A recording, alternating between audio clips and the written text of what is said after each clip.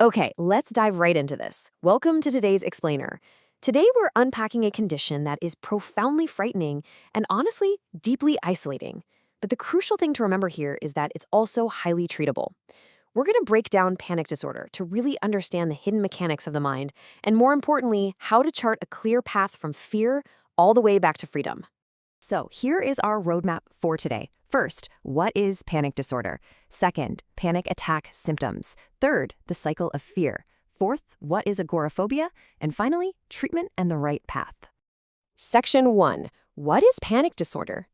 Right, so panic disorder is actually a very specific type of anxiety disorder. And the key words you really need to pay attention to here are repeated, sudden, and unexpected. This isn't just your standard anxiety building up over a stressful week at work. We're talking about attacks of intense fear that strike literally out of nowhere. Imagine you're just sitting on your couch, watching your favorite show, and suddenly this absolute tidal wave of panic washes over you. There is no clear trigger, and honestly, that complete lack of warning is exactly what makes this disorder so uniquely terrifying for the people living with it. Moving on to Section 2, panic attack symptoms. Now, what's really wild about this is how perfectly these physical symptoms mimic a severe, real-life medical emergency. We're talking a ridiculously fast heartbeat, heavy sweating, trembling, and this severe difficulty breathing, like a feeling of total suffocation. And then you add in chest pain, feeling dizzy or like you might pass out, nausea, tingling or numbness in your body, and sudden chills or hot flashes. Think about it. If you just read that list without knowing the context, you'd absolutely assume someone was having a life-threatening medical event. Basically, your body's fight or flight system is misfiring at maximum capacity, which makes the physical experience incredibly intense and completely real to the person going through it. But here's the thing, the physical symptoms are really only half the story. The psychological toll is just as brutal. There's this overwhelming fear of dying or completely losing control. But I want you to notice those last two terms on the list because they are incredibly distressing. Depersonalization, which is feeling entirely disconnected from yourself, almost as if you're outside your own body just watching yourself, and derealization, where your actual surroundings suddenly feel fake, fuzzy, or dreamlike. Actually, it's profoundly disorienting. It's like reality itself is slipping away. Because those physical symptoms are so extreme, it almost always leads to one very specific, terrifying thought. I am having a heart attack. And it's so important that we validate this.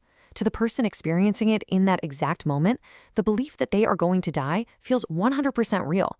That is the sheer level of fear we are dealing with here. Section 3. The cycle of fear. So this perfectly illustrates the exact mechanism of panic disorder. It's a completely debilitating loop. Let's walk through it. Step 1, the sudden panic attack strikes. Step 2, the person endures that intense fear and those brutal physical symptoms we just talked about. But step 3, well, this is the pivot. Even after the attack ends, the person develops this persistent, lingering fear of the next attack, which naturally leads to step 4, avoidance behavior. You start avoiding places or situations where you think an attack might happen. And finally, step 5. This avoidance starts causing severe problems in your daily life.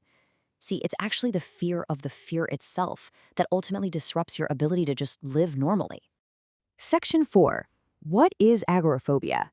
Now, when that avoidance behavior gets extreme, it leads to a complication called agoraphobia. Agoraphobia is when someone actively begins avoiding situations because they believe that, hey, if I were to have a sudden panic attack right now, escaping would be difficult or finding help would be impossible.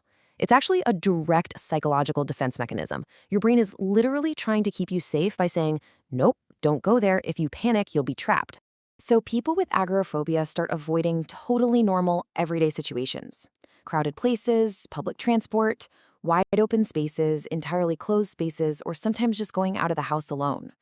You can immediately see how drastically this shrinks a person's world, right?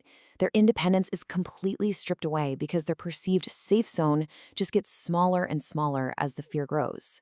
Section 5. Treatment and the right path. Okay, let's take a breath and move to the good news because there is a very empowering resolution here. Cognitive behavioral therapy, or CBT, is an absolutely crucial psychological tool. CBT directly tackles those negative thought patterns driving the panic. It helps patients understand the mechanics of their fear and teaches them practical, real-world skills to control both their thoughts and the physical panic symptoms when they pop up. It's all about rewiring the brain to realize that, yes, while the symptoms are uncomfortable, they are not actually dangerous. And alongside therapy, there are some highly effective medical options. Doctors commonly prescribe SSRIs like sertraline, fluoxetine, paroxetine, and escitalopram, as well as SNRIs like venlafaxine. These are great for regulating brain chemistry over time. Then there are benzodiazepines. Now, these can provide really rapid, short-term relief right in the middle of an attack, but strict caution is required here. Because of the significant risks of dependence and severe withdrawal symptoms, doctors are super careful with their long-term use. So, bringing it all together, I really want you to take a second and reflect on this. Are you, or is someone you care deeply about, trapped in this exact cycle of fear? Have you noticed their world shrinking? Or maybe, have you felt your own world shrinking? Recognizing this cycle for what it is the very first and most important step to breaking it. I want to leave you with this incredibly hopeful thought today. Yes, a panic attack is terrifying. We've established that. But panic disorder is absolutely 100% treatable. If you're struggling, please seek proper evaluation from a psychiatrist because you really do not have to live your life in fear. And it leaves us with this fascinating final thought. If our brains are powerful enough to manufacture such an overwhelming, totally convincing illusion of physical danger, just imagine what else they are capable of once we learn how to rewire them. Thanks for joining me for this explainer. I'll see you next time.